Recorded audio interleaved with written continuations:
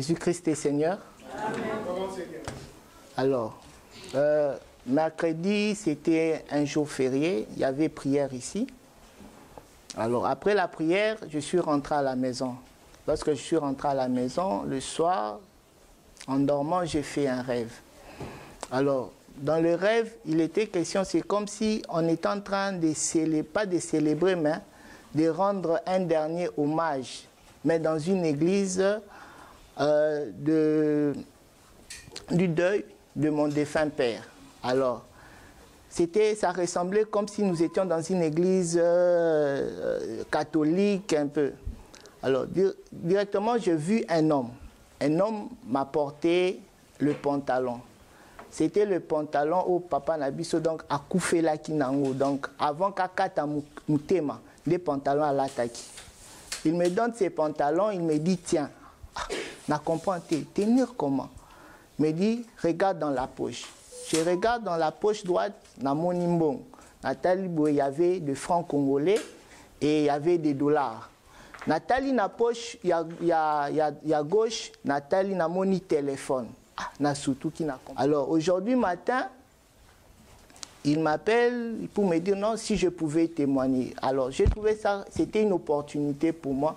D'ailleurs, lui-même, il ne savait pas que j'avais fait ces deux rêves. Alors, comme la Bible dit que rien n'est hasard devant Dieu. Il fait toutes choses bonnes en son temps. Alors, aujourd'hui, je me tiens devant vous pour vous parler de moi. Comment est-ce que j'ai adhéré dans la magie, j'ai pratiqué la magie. Alors, et la sorcellerie. Tout a commencé dès mon enfance. À ma naissance, j'étais né. J'ai fait 3 jours à la maison et puis il était question qu'on me ramène vite aux cliniques universitaires parce que j'avais de l'eau dans le poumon, au poumon en fait. Alors, pendant l'opération, j'avais vraiment perdu beaucoup de sang. Beaucoup de sang. Alors, il était question qu'on puisse remplacer les sangs que j'avais perdu. Alors, mon groupe sanguin correspondait avec le groupe sanguin de ma tante, c'est-à-dire la petite sœur, la cadette de la lignée de ma maman. Alors, lorsqu'elle m'a donné ça, après quelques années ou quelques temps après, nous avons compris que c'était vraiment une grande sorcière. D'où, du coup, moi aussi, j'étais dans la sorcellerie. Donc, j'ai œuvré dans la sorcellerie de manière inconsciente. Alors, tout au long de mon parcours, je grandissais, j'avais des amis vraiment bizarres. Mes amis, la majeure partie de mes amis, ils étaient dans le noir. Dans le noir et ils étaient, je comprends aujourd'hui qu'ils étaient tous dans la sorcellerie.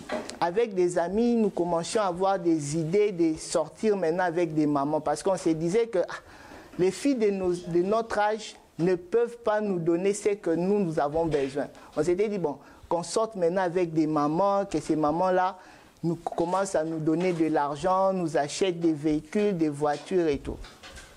Alors, nous avons commencé à fréquenter des bars là où il n'y avait que des mamans responsables, quoi. Des mamans qui n'ont que 2 enfants et tout. Alors, parce qu'on avait même des critères, hein, excusez-moi pour les termes, hein, excusez-moi en tout cas. On aimait des mamans, on voulait sortir avec des mamans qui sont encore frais, hein, qui n'ont pas, excusez-moi papa, qui n'ont pas des seins déjà tombés, mais malgré qu'ils ont 2 enfants, mais les seins sont quand même encore beaux à voir. Alors, il s'est fait que lorsque nous sommes allés, on est rencontré avec un ami qui connaissait un musulman. Ce musulman-là, non seulement il était un musulman croyant, mais il pratiquait aussi le talisman. Alors, lorsque nous l'avons vu, nous l'avions rencontré, on a commencé à échanger, on a parlé. Il a dit, moi j'ai un vieux à moi qui est musulman, mais qui pourra aussi vous aider, vous donner ce que vous désirez. On lui a dit, c'est vrai. Qu'est-ce qu'il faut faire? Il nous a dit, non, il faut juste rien faire, il faut seulement le voir parler et tout, et il va vous aider. C'est alors que nous sommes allés voir ces musulmans-là. Ces musulmans, on a parlé. Réellement, c'était un musulman, mais qui pratiquait vraiment le talisman. Le talisman, c'est la magie. Le talisman, c'est en tout cas le plus grand niveau de la magie. Même nos catcheurs actuels, les catcheurs actuels utilisent aussi le talisman. C'est selon les degrés. Alors, il nous a dit, bon, vous voulez sortir avec le maman? Nous l'avions dit oui. Il nous a dit, bon, ça va, c'est pas un problème. Je vais vous aider. Alors, pour nous montrer que il était vraiment capable de nous faire ça, de nous donner cette opportunité de sortir avec les mamans. Je me rappelle, il a fait une incantation, il a fait sortir une poudre. Il m'a donné ça, il m'a dit, applique ça sur ton visage. J'ai appliqué. Il m'a dit, sors seulement dehors, tiens-toi vers Bel Air, tu verras ce qui va se passer. J'ai pris la poudre, j'ai appliqué, je suis sorti aussi, et tu verras ce qui va se passer. Et tu verras que moi, je suis en tout cas dans le vrai. Je peux vous aider à sortir avec les mamans. Alors, je suis parti, et curieusement, il y avait une maman que je connaissais aussi bien. Elle était dans sa prade, elle a freiné, elle a commencé à me courtiser. Ah, moi j'ai dit, ah, c'est que ce monsieur est dans le bon. Je suis allé dire au monsieur, ah, en tout cas, j'ai vu vraiment la poudre là, ça a attiré vraiment une maman qui m'a abordé. Elle a dit, ah, en tout cas, moi je suis prêt à vous aider. C'est alors qu'il nous a demandé, on doit amener $50 à chacun pour qu'il nous aide. Alors, arrivé là, le jour de notre première réunion, on est allé. Lorsque nous sommes allés, il nous a dit, ah, vous ne voyez pas, au lieu que je vous donne le fétiche pour sortir avec les mamans, pourquoi pas ne pas avoir des porte-monnaies magiques. Ah, la poudre, il avait fait une incantation. Lorsqu'il a fait une incantation, ça c'était pour nous démontrer qu'il est vraiment capable de nous donner ce dont on a besoin.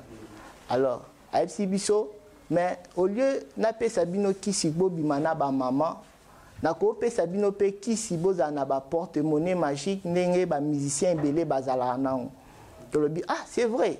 Et ça nous avait vraiment intéressé. Il a commencé à nous expliquer.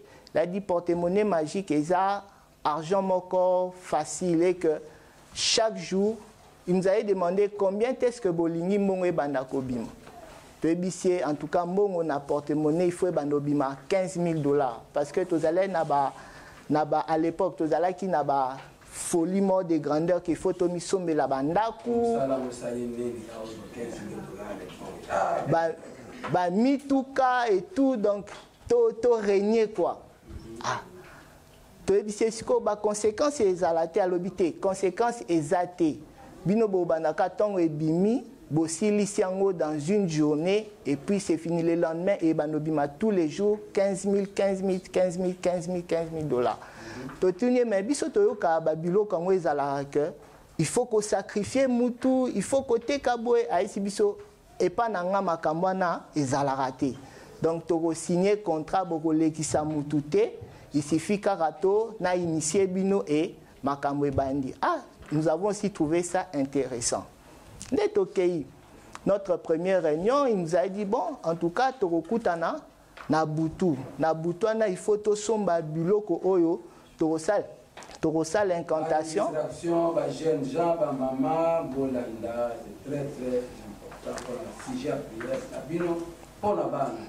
Oui, nous comptons avec notre frère. Torosal l'incantation, pour na, tobele la esprit wana, to solola na Lucifer. Ah!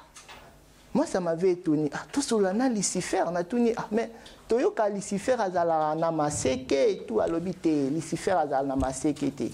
Et puis azala gentil, Borosolané. Alors, il s'est fait que.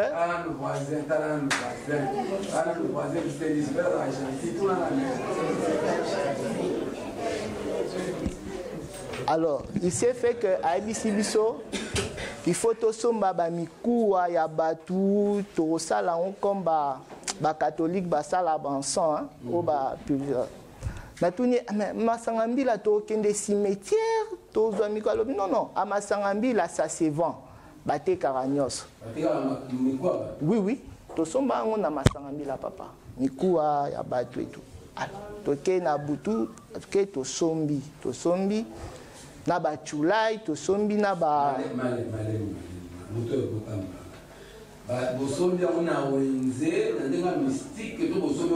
na ndenge vraiment réel boy papa Ah bon? Oui, à Mema biso quelque part tout juste ceux qui na mutuka pour ma grande route ya bypass. À l'époque, il y avait des marchés tout autour, non, avant batongela bango wenze bakotsa bango. Oui. Oui.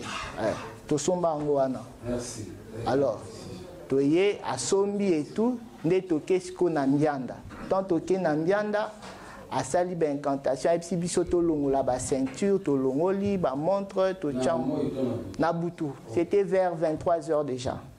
Tokei, et puis il a commencé à faire des incantations. Après l'incantation, c'est comme si tu as na pôle Nord, ma lili. Non, na aucun ma lili à bongote na RDC, na Congo. Ma lili, et puis directement, tu as Mbongo et comme loba na mur.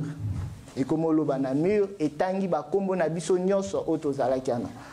Atuni biso to lingini, to ebisie que non, to yepo na kozwa porte-monnaie magique pe kobimana ba mama lobi ah mais bo éviter que makambo bozo senganga il faut sacrifice to lobi que toza na ba sacrifice te atombo ke libiso il faut bo pesa ba sacrifice non te bo bima a vivante ah to bisie mais biso ba ebisaki biso que sacrifice ezate mais nengani ni bin yo ozo senga biso sacrifice et puis Lucifer parle un très bon français, un très bon français. Donc, il parle un très bon français.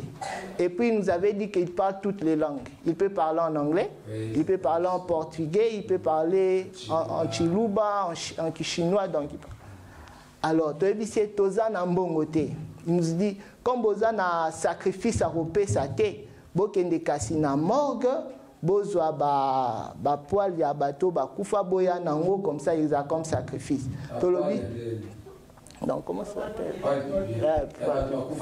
na morgue alors to epsi bango mais bilo frère abenyo ga tokega jeudi ma on yo boy yaga ga intercession boy ozoka Lucifer no boselo akosi na nuke sacrifice exact.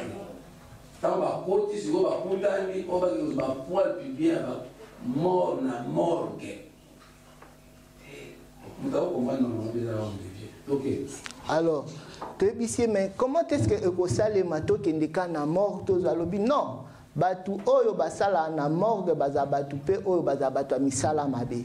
Alors la plupart même de nos magiciens de foi bakendaka ba musicien na biso bakendaka bakushana na bibembe parce que bafuta batwa na mbongo ezala ba condition oyo Lucifer apesa bango ah tolobi ah ça va tolobi mais comment est-ce que alobi non bokene na mort ngaliema boromona agent nanga mort kuna so bokeka boromi présenter rien que romona bino à comprendre que ngane na tindi bino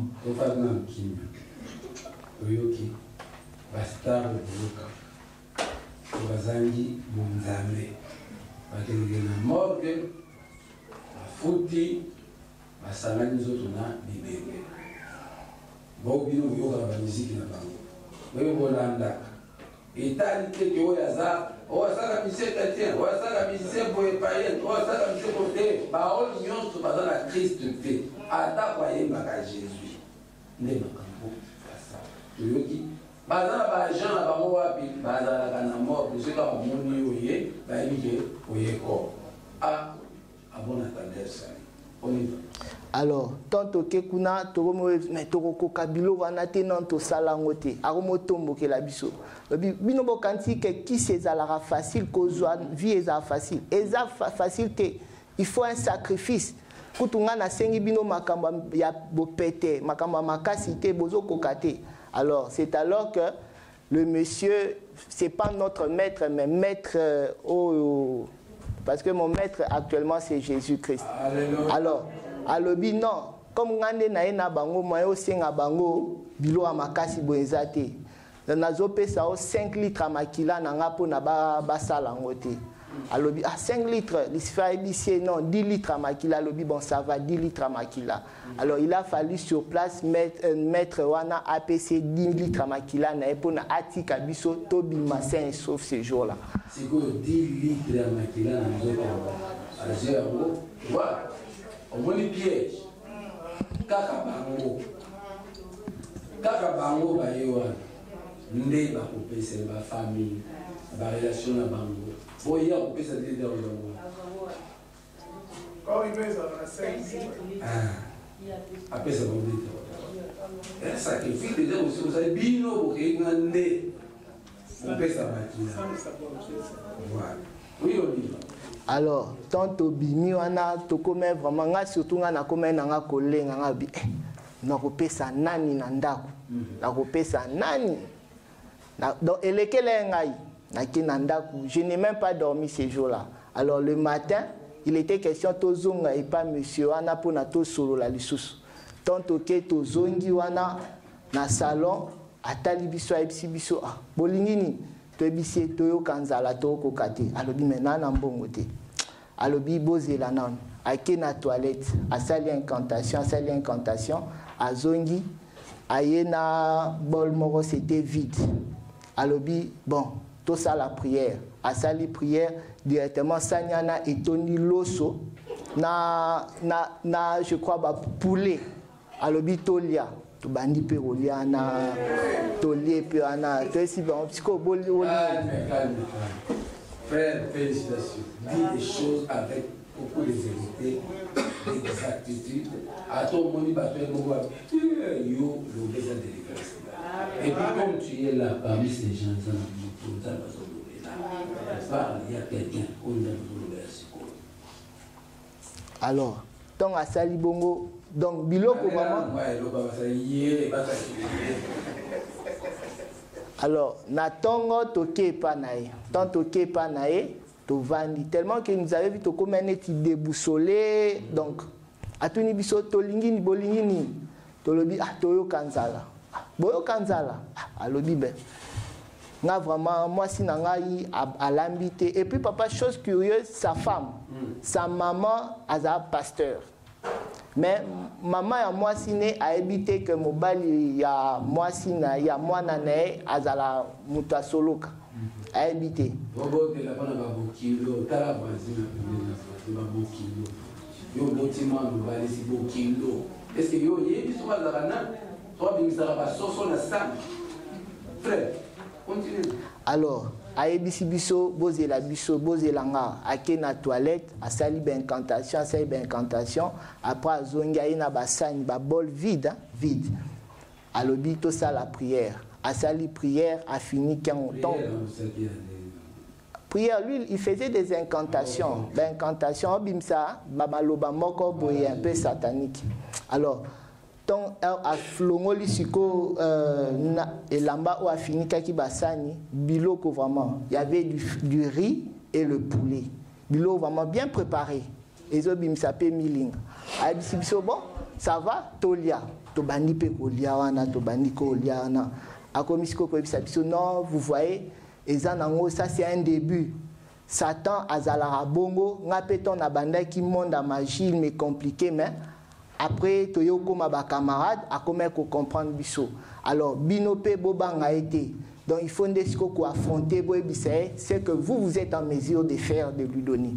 ah ça va ah c'est ça après AFC biso bon nengezabwe hier j'ai donné mes 10 litres à Salibiso faveur malgré ça à Pessibino ba porte-monnaie magique ah c'est vrai ba porte-monnaie magique to continuer na chambre à la Kisibiso ba porte-monnaie magique ba porte-monnaie magique wana eutaki directement deuxième monde donc ebane ko bimisa solo moko boye solo ya mokilio te solo moko boye non na yokango te na mokilo normal donc na un peu du sang et tout tolinito simba balobi non bo simba te boyo okufa il faut tout ça là sacrifice ah na ebisi mais maître lobaki que non sacrifice aussi au PC la biso 10 litres makila tout ça la liso sacrifice a ebisi biso te sacrifice ezate ya koboma mutu sacrifice eza bosomba parfum moko boye oto ça la cérémonie pour na to benga na esprit de mort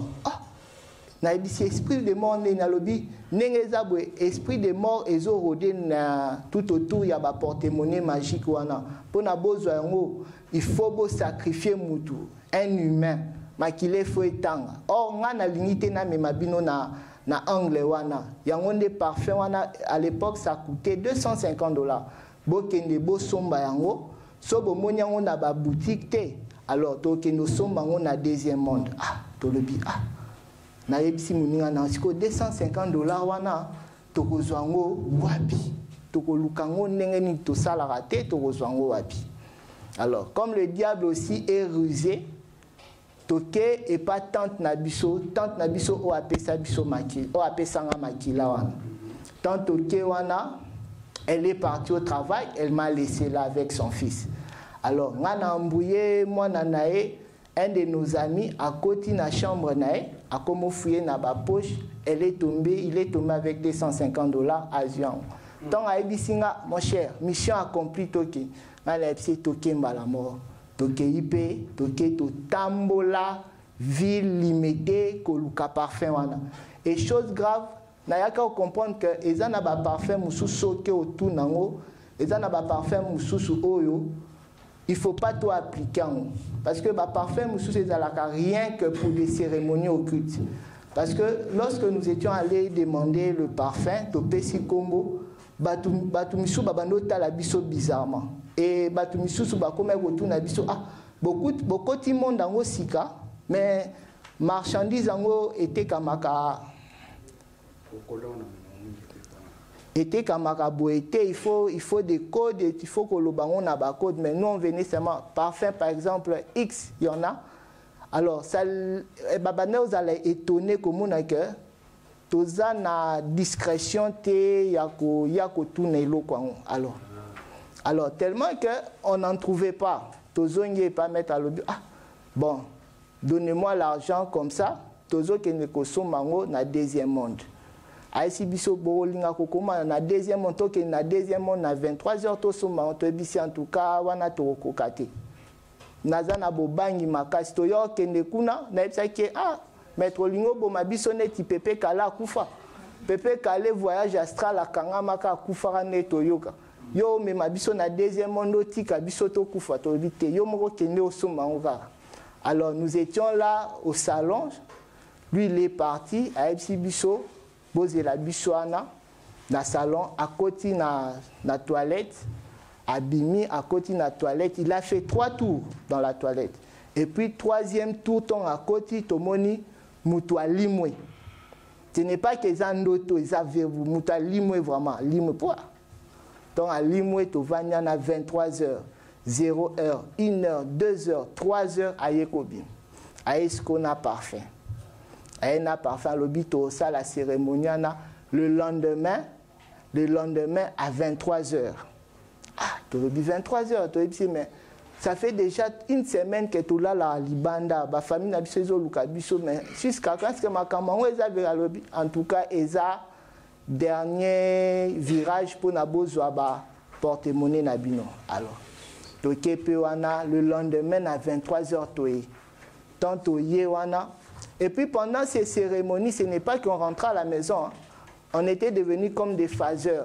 Tantôt Tolali n'est pas camarade X boye, tantôt Tolali boye. Donc on ne voulait pas dormir dans nos familles respectives pour na makambo to sala ebeba. Alors, tantôt qu'il na 23h wana, a eu parfum, a tcheboye, tant a tcheboye, malamo esprit wana de mort à tomboki. A tomboki a lobi comme boluki ko bengana ngai boye ba ke na ba famille na bino il y aura quelque chose qui va se passer toyoki mutema ebeti abina ba famille na biso boye ba ka quelque chose va se passer après ça. Alors notre maître ameka ki neti ko gangela ko bengana alors tanto kei to ebisi maître mais toji ba porter magique ango ba porter monnaie magique te pour alobi non nengeza boye esimbité esprit en ezale makasi omoni kutu alaki bino ke makamba mabe oleka na ba famille na bino aipsi biso bon bobanga te boya lisu lobi. Alors tozongi na ndako tant tozongi na ndako avandi na lobi est-ce que makamba ngo eza vraiment réel, est-ce que c'est vrai tokozwa vraiment ba porte magie ba porte monnaie magique ango. Le lendemain tokei tant tokei tellement que les choses commençaient à devenir un peu compliquées, certains d'entre nous commençaient à désister. Alors, par peur, on a bakomaki ko kende, ko livrer bas secret et tout consort. Alors, bakomaki ko tika lisanga na biswana. Tellement que moi, j'étais ténage, je voulais à tout prix voir là où les choses vont aboutir. Alors, j'ai encore recruté un ami à nous. Alors, Tokomo Kende, alobi, bon, comme Mouninga Nabisomo Atiki Bino Akei, Yondo Okomi remplaçant, Okomi chef. Alors, comme il ne suffisait pas, Zongi Lissou et pas tante Nabiso Oazandoki. Alors là, j'étais vraiment obligé de lui dire la vérité, de lui dire, voilà, je fréquente un marabout qui pratique le talisman Boé-Bobo. Et puis, elle était intéressée aussi de rencontrer ces marabouts. En tout cas, na enrôlé, on a commencé à faire des pratiques la magie. Alors, à chaque fois qu'on allait voir ce monsieur, ce n'est pas qu'il faisait vraiment des incantations. Ben, incantations, à plusieurs fois, Lucifer a lobé la bissoie, plusieurs fois. Pas d'une fois, mais plusieurs fois. On a entendu comment est-ce que Lucifer parlait, nous donnait des orientations, des directives et tout.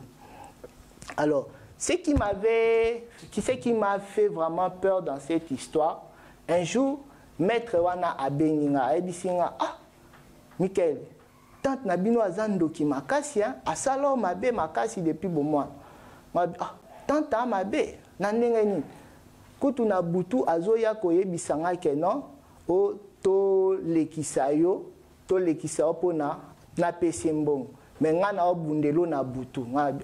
Ozo bundelanga na butu nengeni. Binomi bale boza mon mo alobi te ngana za mon mo na été ngai naza côté ya ba méchanté ye aza côté ba méchant. Ah ngana c'est comment est-ce que ça se fait que binonyo so bossa il a maître moko Lucifer. Mais comment est-ce que ye aza côté ba méchant yo aza côté ya ba bateau baza gentil alobi te c'est comme ça que ça se passe dans le monde spirituel. Alors tellement que sa maison devenait trop petite pour notre salle à la cérémonie, il avait un temple à lui vers la cité verte.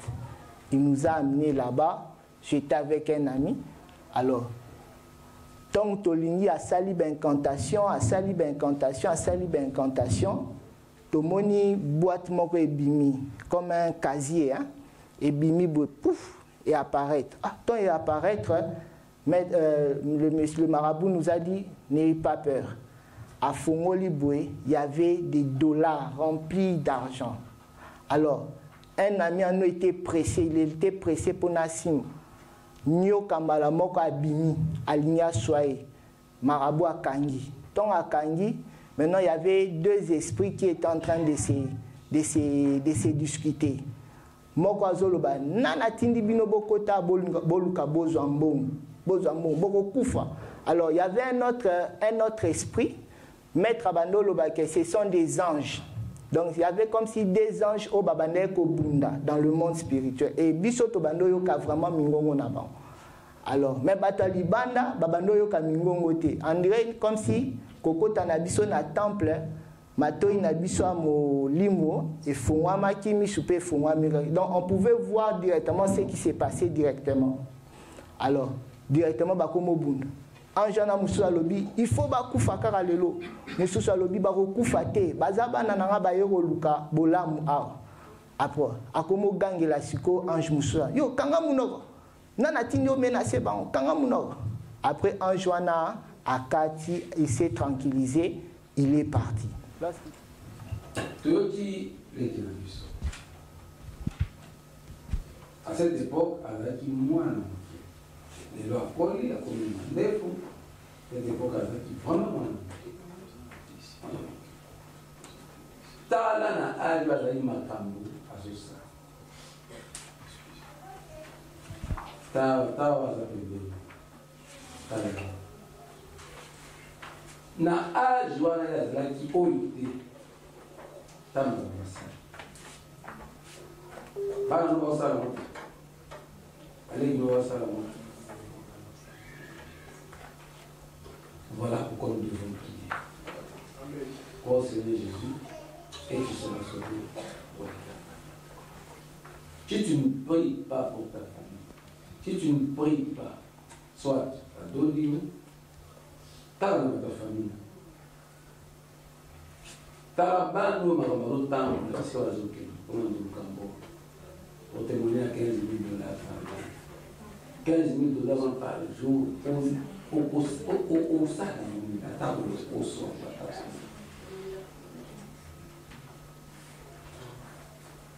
Oh, bien aimé dans le Seigneur. Dans mon kitoye, Jésus. Pour besoin d'âme, pour besoin d'âme. Alors, l'idée de fréquenter une église. Alors, l'idée que moi, je prie, je connais Jésus. Alors, l'idée que je suis baptisé. On a dit à la communion. On a une aspect à voir Jésus. Appartenir à Jésus. Et je le compris. Que le Seigneur protège notre bien-aimé. Il y a déjà délivré de ces bandaki. Que Dieu te délivre. Biloko papa tika, nzela papa tambola kasalaka eza yote. Jésus est le père des orphelins. Yesu de tatana. Lata bilamba Yesu, ko lata bilamba tata kufa tati keli. Acclamons pour notre Seigneur Jésus-Christ. Mwangai kolo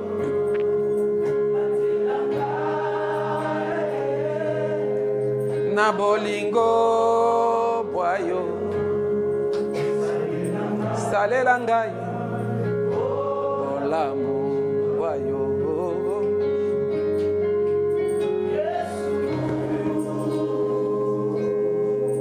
Yesu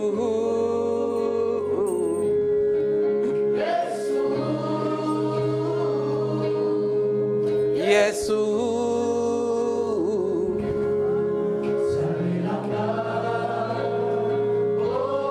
bolamu boyo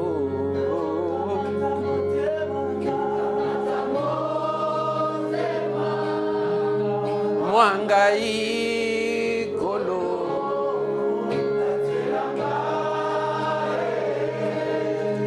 na bolingo boyo salelanga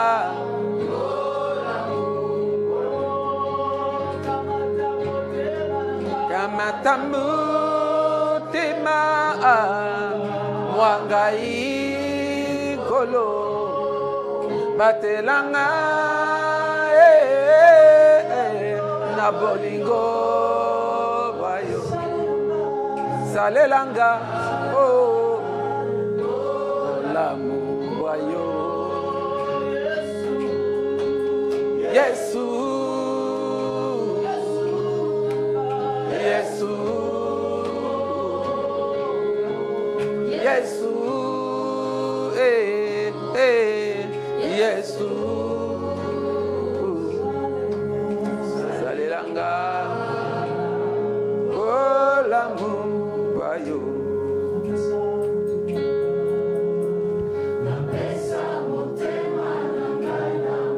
Alléluia. Onzamba lobi na pese.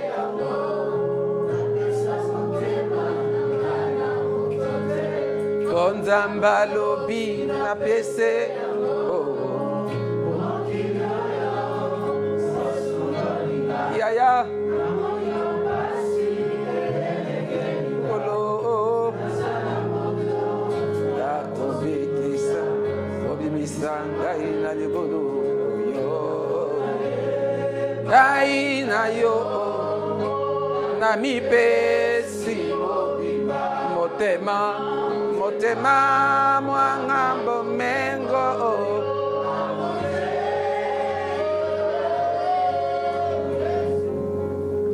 pesa yesu motema na yo. Mon fils, donne-moi ton cœur. Toti koyoka ndeko soki motema neza epai ya yesu te au bébé civil n'a pas abattu belé. Donne mon cœur à Jésus.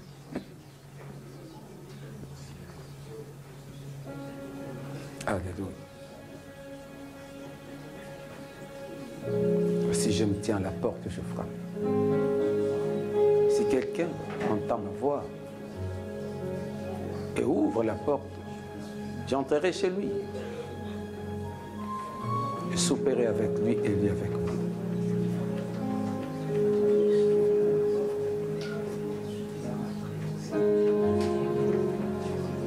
motema ya peuple congolais.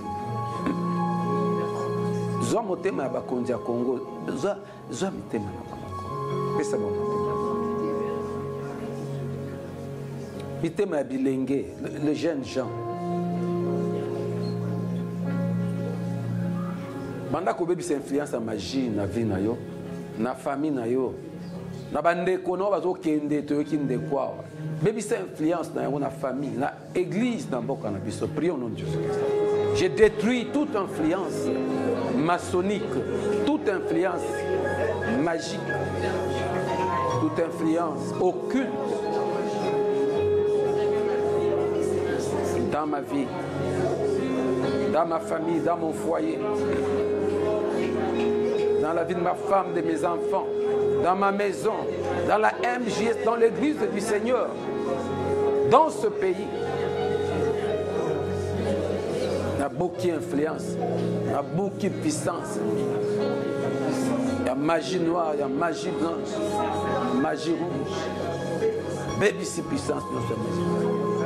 Baby, c'est influence sur son magie, la famille, la bande de Konanga, la basse à Mibal.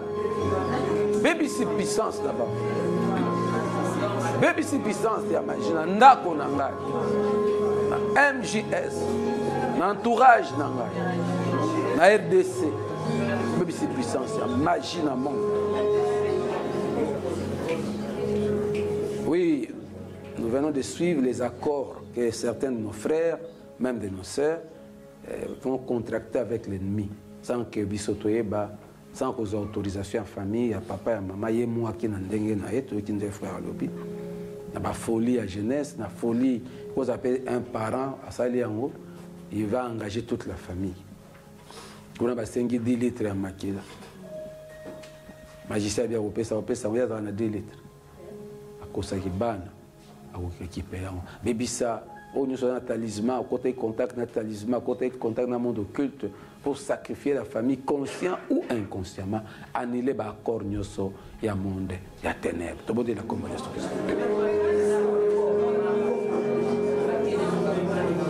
Celui qui est parti, Seigneur, contracté avec le diable. On va appeler ça talisman. Et ça papa et ça maman. Moi, si les cousins, cousines, mes proches, ma famille. Mon beau-frère, ma belle-sœur, ta famille, ta belle famille. J'annule toutes les condamnations, le pacte, les contrats, les ordonnances, les serments. Baby sur pouvoir, il y a talisman. Ma réclamation, ça n'engage pas ma famille. Ça n'engage pas la MJS. Ça n'engage pas le peuple de la RDC.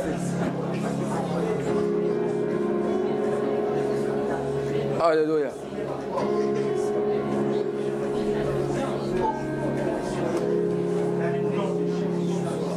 Oui, prions pour que le Seigneur puisse délivrer nos enfants, ainsi que nous-mêmes, de l'influence du dynamisme du groupe, la folie des amis. Tout le monde est des camarades, les amis, les amis de nos enfants, les amis de ton mari, de ta femme. Comment dynamisme groupe est d'influence dans la vie. Et ça arrivera même à détruire la famille Mobimba. Les amis de ton enfant peuvent détruire ta famille. Influence Yamada. Toi, anéantir une combinaison. Prions-nous. La relation, il y a camarade, il y a papa, camarade, il y a maman. Camarade, il y a bandeko, il y a basi, il y a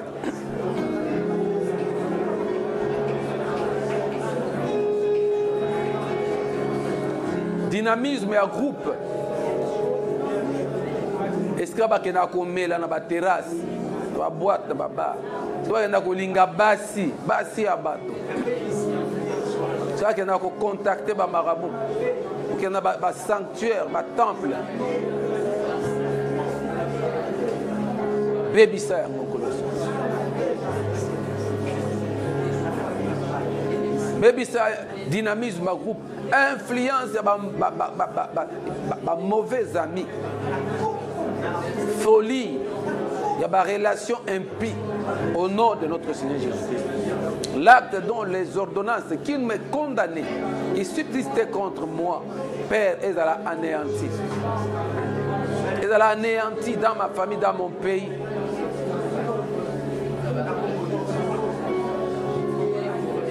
Oui, bien-aimé, ndeko ma solo argent facile. Sambela nzamba longola biso na motema ba gain facile. Moto musala uzosala nde bakofuta yo. Olobaki abatu baosa musala bafuta bango te kasi yango magie noire. Bafuta bato baosa musala te po bato bakende ko recourir na ba gain facile. Tu verras dans notre pays na télévision ka ba publicité ya ba jeu de hasard. Bazosa dans ba publicité makasi. Oko mariche na ba réseaux sociaux tout le monde na ba téléphone na biso batinde la biso un message. Ta chance aujourd'hui, c'est le jour de ta chance. Beta boyoko zoba 1000 francs boye. Dans ma longue na vie na biso, mon thème na biso, na bana na biso, paresse, gain facile. Tous ba bâton, tous ba bateau oyo déterminé pour réussir la vie à la loyale. C'est un nzamba longue la molimo na bana na yo. Na yo. Tala ngem gesto bunda. Potoko moto za lelo. Bene mezana motoki. Ezana ba sacrifice ya bolingo ya nzambe. Ya kendo kopesa motute, no pesa ombra makilate, ya kopesa sosote te bolingo ya nzambe. Baby sa influence oyo, esprit oyo ya gain facile. Bana no balingi mbongo mingi. Même nanda ko mona bana balingi mbongo facilement kaka mbongo. On n'a pas yaya pesa ngambo, n'a pas tel pesa ngambo, n'a pas non quoi pesa ngambo. Maman te, nzamba délivrer famille. A délivrer peuple congolais. On va tirer na kati ya gain facile pour ba préparer à adhérer à la magie. Tout le monde est là comme on est sur ça. Ne nous soumets pas à la tentation, mais délivre-nous du mal. L'ouvrier mérite son salaire. Le peuple congolais travaille. Mais il n'a pas de salaire.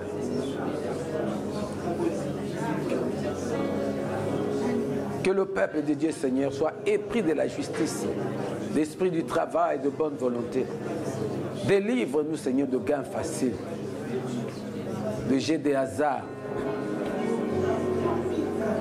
La vie n'est pas un hasard. Viens nous délivrer. Délivre nos jeunes gens. Délivre le peuple congolais. Délivre ma famille, mes frères, mes soeurs. Influence, il y a gain facile. De vouloir gagner facilement et à tout prix. Délivre-nous, Seigneur.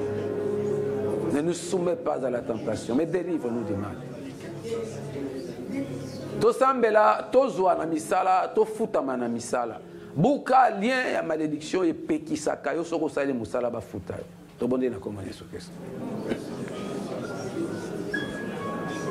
Délivre-nous, Seigneur, de cet engrenage, de la roue, Seigneur, qui nous fait tourner et qui nous empêche de bénéficier des fruits de notre travail. Le fruit, Seigneur, de Tout-Puissant de mon travail, et Foutangaï. Le fruit, Seigneur, de mon travail. Mosala nangai et Foutangaï.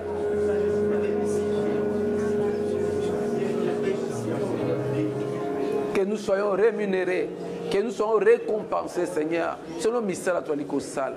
Délivre ce peuple qui travaille beaucoup et qui ne gagne presque rien. Délivre la MJS, ma papa, ma maman, le jeune gens de l'église. Basala misala, ba chômeur, basala misala, bo basala ka, bada impayé ba ko ba futama. Buka ba lien onyoso. Ozo tinda bisoko luka ba gain facile. Or nous travaillons, nous méritons. L'ouvrier mérite son salaire. Repense sur nous ta bénédiction pour que nous puissions gagner fruit à misala na biso.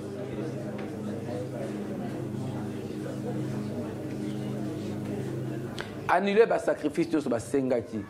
Tu as 10 litres de makila. Annuler le sacrifice sur le sengaki. Consciemment ou inconsciemment. Moi, je ne sais pas si je ne sais pas si sengaki sacrifice. Annuler. Le sacrifice sur les anéanti. C'est pour la liberté que Christ nous a affranchis. Et nous ne serons jamais sous le joug de l'esclavage. J'annule les sacrifices. Il y a un monde à ténèbres. On va senga tata nangai, maman nanga consciemment inconsciemment. On va senga ki ba yaya nangai, ba beau frère, ba belle sœur. On va senga ba leki nangai. On va senga une belle famille nangai. Sacrifice, on va senga moi si pe bana nangai. Na annulé en na componé. Je ne mourrai pas, je vivrai, je raconterai les œuvres de l'Éternel. Makila na Yesu Christ et annulé ba sacrifice et annuler ba contrat, ba alliance, ba pacte, ba feu. Muto akufate. Ozo me malade pe bokao ki ba sacrifice ya misala, ba sacrifice ya mabala, ba sacrifice ya santé, ba sacrifice ya mbongo, ya mabele, makia no sopana ya ndele.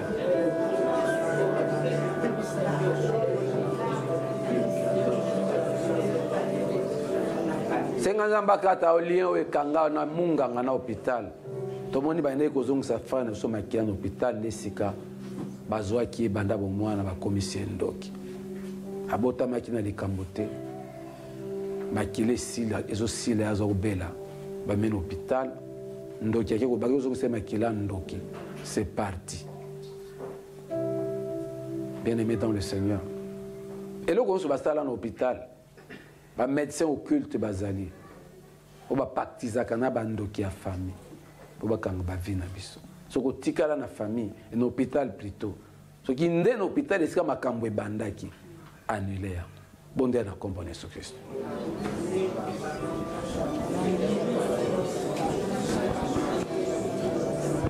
Tango bazongisanga mai makila, tango bazongisanga bapetanga tonga.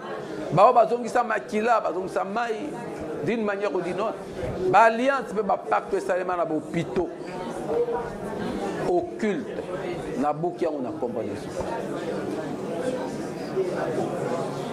Ba alliance ba sa na l'église na bopito wapi kolo. Na bebisia on a compris. Alliance occulte. Et c'est comme makambo bandaki. Jour à consécration, na baptême, na sainte scène, ya molili, baby sa ba alliance. Ba lien oyo et kangi biso. Nanzela bo plutôt ba médecin occulte, ba église occulte. Baby sa on a compris ce Christ.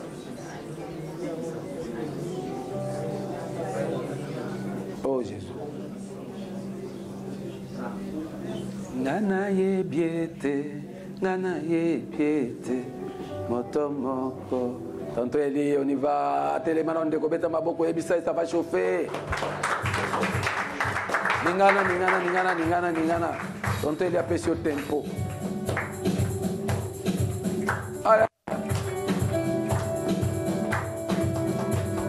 Moyembe yankolo, tonton Eli, mema biso na loembo. Et sa voisin, aux kilos trop. Et comme il t'en a ma pamboli.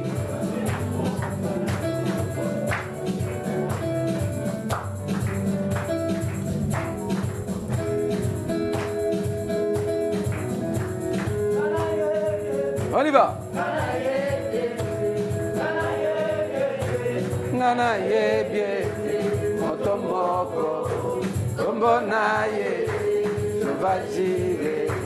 Akopesa, akopesa, kayo, akopesa. Lelo zwa lipambo. Ngana ye biete, ngana ye biete, motomoko, kombo na ye, jovajire, akopesa. Reçois au nom de Jésus-Christ. Akopesa, akopesa, akopesa, zwa. ngana yebiete, ngana yebiete, ngana yebiete, motomoko, kombo na ye, je vais gérer, kopesa yo, akopesa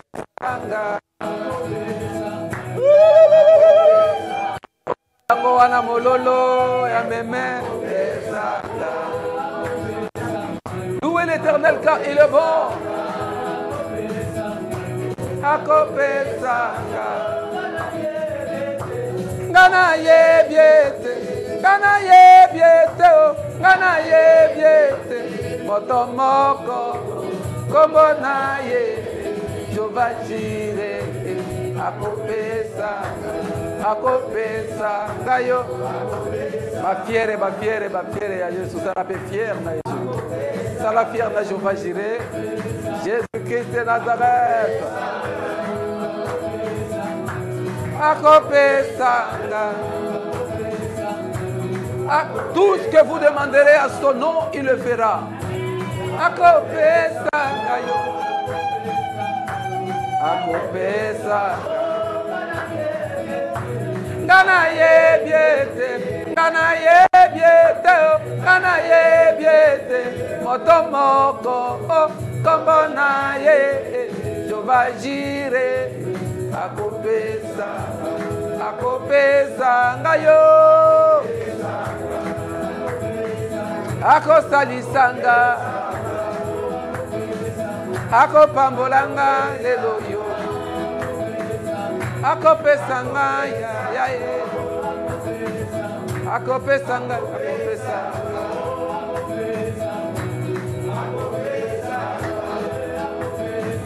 Gloire à Jésus. Yebiete, kana yebiete, kana yebiete, kana yebiete. Motomoko, kombo na ye, Jova jire. Akosalisanga yo, akofutanga yo, akopesanga yo, akoniye, nakota bonga bona nini, Mikaele nakona magie, yaya akopesanga yo. Yaya akosalisa nakota bonganga mpona nini ye nasala kindumba mpona nini ye nasimba machete mpona nini kuluna ye nabotola mobali ya bato mpona nini ye naiba bana bato mpona nini yaya naboma moto mpona nini ye nasopa makila yango ya nini ye ngana yebiete ngana yebiete ngana yebiete ngana yebiete yaya moko kombo na ye Jésus Jova jire akopesa ngayo akopesa yo mpe bonsomi ye akopesa yo libala e akopesa yo mpe bana ebele o akopesa yo mpe mayele akopesa yo mosala e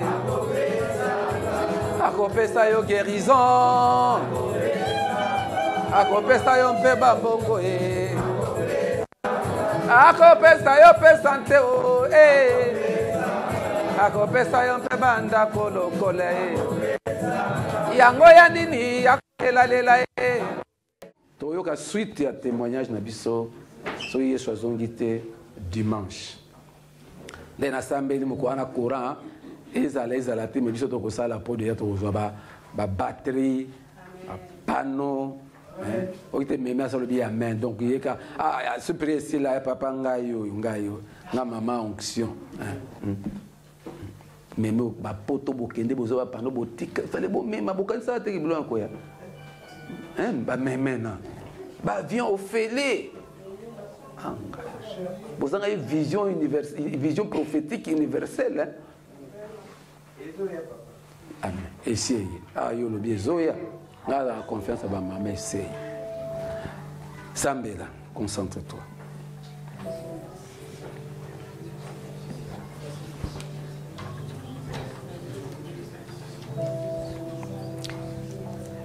Verset du jour que vous méditez à 1 Corinthiens, chapitre 6, verset 19 à 20. 1 Corinthiens 6, 19 à 20.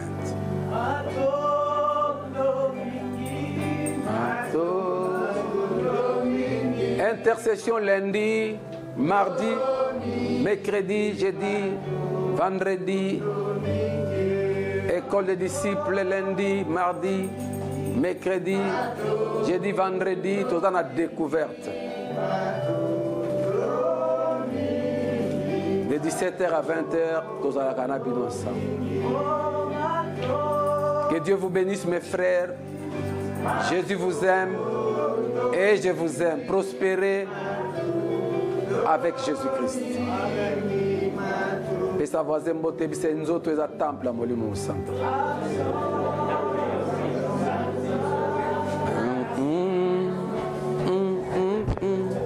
Axe.